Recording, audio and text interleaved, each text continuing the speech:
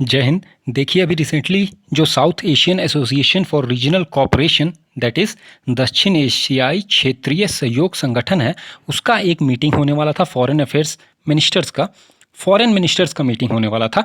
ये आपका मीटिंग जो था ये होने वाला था आपका कहाँ, यूएनजीए का साइडलाइंस पे, that is United nation general assembly का साइडलाइंस पे ये मीटिंग एनुअली होता है।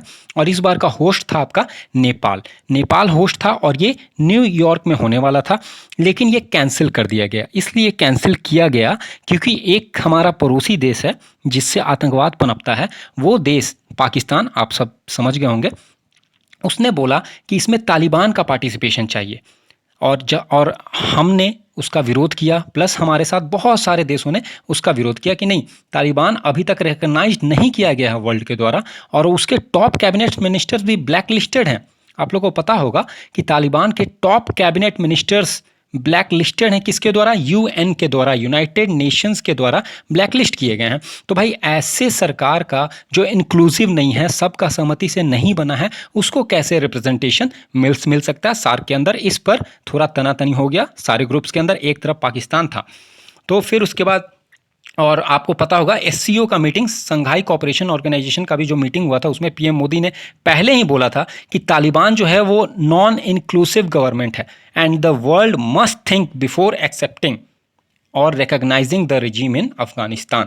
मतलब दुनिया को पहले सोचना चाहिए अगर वो इसको रिकग्निशन देता है तो पीएम मोदी का स्टैंड पहले से क्लियर था। और ये सार्क का मीटिंग भी इसलिए इस इशू पे आकर अटक गया कि हाँ भाई, पाकिस्तान का डिमांड था कि तालिबान को रिप्रेजेंटेशन दीजिए। मेजॉरिटी ऑफ कंट्रीज़ का जो मेंबर्स हैं इसके सार्क के, उनका कहना था कि नहीं, अभी हमें नहीं देना चाहिए।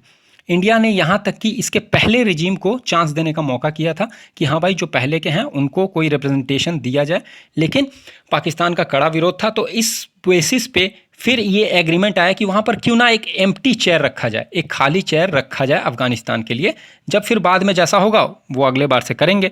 तो इस पर भी पाकिस्तान जो है वो बोला नहीं, वहाँ पर तो आतंकवादियों को ही बैठाइए, आतंकवादियों से ही बात करवाइए। तो ये बात था, तो ये कैंसिल हो गया। तो इसमें अब हम देखते हैं कि सार्क आखिर है क्या? क्या इसमें हमेशा ऐसा ही होते आता है कि कभी बैठक सही से होता नहीं है, या फिर क्यों सार्क आज इतना ठंडे बस्ते में है, इसका क्यों नहीं आज हमें रेलेवेंस देखने को मिलता है? देखिए, आपका सार्क जो है, ये जो बॉडी है, ये इसका फुल फॉर्म होता है south Asian association for regional cooperation. ठीक है, ये आपका टोटल कितने देश हैं आप यहाँ पे गिन सकते हो, 3, 3, 6, 2, 8, और बहुत सारे फ्लैग्स अगर आप पहचान पा रहे होगे तो इसमें पता चल जा रहा होगा। इंडिया के मेनली आसपास वाले सारे देश इसमें हैं। तो इसमें देखिएगा, इसका नाम में ही है क्या, south Asian association for regional cooperation. देखिए, कॉरपोरेशन नहीं है, कॉपरेशन है। कॉपरेशन मतलब एक साथ मिलकर कुछ काम करना है, किसमें? रीजनल एरियाज में। और ये कौन सा रीजनल एरिया? साउथ एशिया का रीजन में ये एसोसिएशन है साउथ एशियन नेशंस का। किस लिए? रीजनल कॉपरेशन का, क्षेत्रीय जो है हमारा, उसका विकास करने के लिए इसमें अलग अलग प्रोग्राम्स चलाते हैं, अलग अलग स्टेप्स लिए जाते हैं। और ये जो फाउंडेशन इसका रखा गया था 8 दिसंबर 1985, 8 दिसंबर 1985, and dedicated to economic, technological, social, cultural development, ये सब सारा कुछ इसमें किया जाता है। ठीक है, हर फील्ड में एक दूसरे के साथ समन्वय बैठाकर एक दूसरे के साथ कॉपरेशन के साथ आगे बढ़ते हैं और उस पर स्टेप्स लेते हैं। South Asian association for regional cooperation was established with the signing of SAARC charter.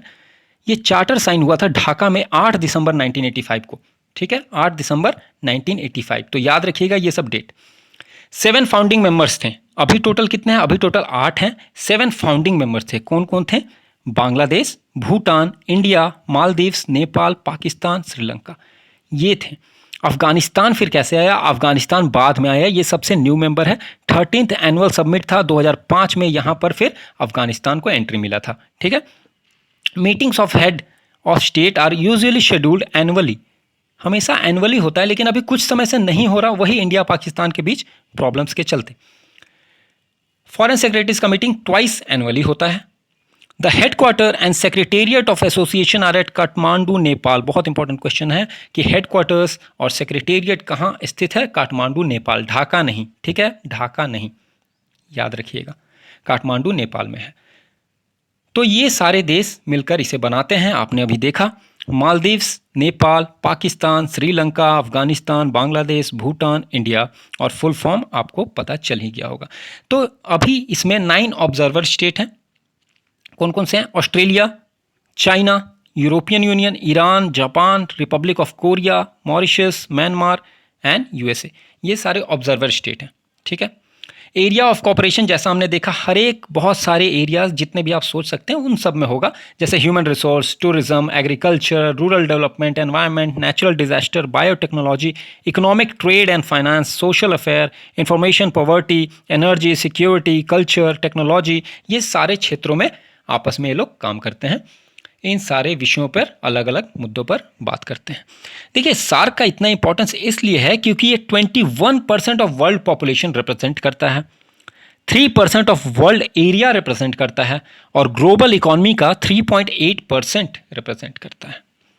आप देख सकते हैं वर्ल्ड मैप पे, और यहाँ पर ये कौन कौन से देश हैं मैप के जरिए आप देख सकते हैं। देखिए, यहाँ पर ये मालदीव्स हो गया, श्रीलंका हो गया, अफगानिस्तान, पाकिस्तान, नेपाल, भूटान, बांग्लादेश। ठीक है, ये सारे देश आपको देख रहे हैं। इसमें एक ध्यान रखिएगा, एम से मालदीव्स है, एम से म्यांमार नहीं है, म्यांमार नहीं है। ठीक है, तो यहाँ से देखिएगा कि इंडिया से लेकर पूरा इस तरफ पूरा ये वाला एरिया कवर होगा। ठीक है, इसमें कन्फ्यूजन नहीं रखना है, म्यांमार आपको ऑप्शन में देगा तो इसमें दिक्कत में पड़ सकते हैं। तो ये था सार्क का बॉडी। अब सार्क को रेलेवेंस बनाने के लिए, क्योंकि इसमें हम इंडिया अगर देखा जाए तो इंडिया का एक बहुत बड़ा रोल है, तो इंडिया का बहुत बड़ा रोल है क्योंकि इंडिया एक तरह से इकोनॉमिकली और जनसंख्या की दृष्टि से भी बहुत बड़ा देश है, लैंड भी इसका बहुत ज़्यादा है बाकियों के कंपैरिजन में। तो हम एक बिग ब्रदर का रोल हमेशा प्ले करना के लिए इसमें रहते हैं, और हम करते भी आते हैं। जैसे कि हमने GSAT-9 लॉन्च किया था, जिसे साउथ एशियन सैटेलाइट भी बोला जाता है। किस लिए? स्पेस इनेबल्ड सर्विसेज प्रोवाइड करने के लिए साउथ एशियन रीजन में, तो हमने भेजा था, इसरो के द्वारा ये भेजा गया था। ठीक है, GSAT-9 याद रखिएगा, इसी को साउथ एशियन सैटेलाइट भी बोलते हैं। लेकिन इसमें भी एक देश बोला कि मैं इसका यूज़ नहीं करूँगा, मैं इसमें पार्टिसिपेट नहीं करूँगा। वो कौन होगा भाई? Pakistan. Leader of neighbouring countries bearing Pakistan join Modi via video conference in celebrating the success launch by ISRO. ठीक है, तो ये नहीं किया गया था, GSLV रॉकेट से लॉन्च किया गया था। ये सारा आपको दिखने को मिल रहा। इंडिया समय समय पे और भी बहुत सारे स्टेप्स लेता है, जैसे कि इलेक्ट्रॉनिक प्लेटफॉर्म बना रहा था सार्क के लिए टू फाइट कोविड-19 पैंडेमिक, ये हमें पता है। और इसमें भी हमने सारे देशों से एक दूसरे का जो भी अच्छे प्रैक्टिसेस थे उसे शेयर करने का, उसे एक दूसरे में अपनाने का, ये सारा कुछ इसमें बात हुआ था। वर्चुअल सबमिट हुआ था जो कोविड के समय। तो ये सब था आपका सार्क के ऊपर। अभी हमने देखा सार्क का मीटिंग कैंसिल हुआ था, तो इसलिए सार्क अभी रेलेवेंस में है और हमेशा से रेलेवेंस में रहता है। ये स्टैटिक प्लस डायनामिक पोर्शन में आपका करंट अफेयर्स में भी कवर होते रहता है। तो ये था सार्क के लिए। दूसरे मुद्दे पर हम बाद में डिस्कस करेंगे। इस वीडियो में इतना ही। Thank you a lot.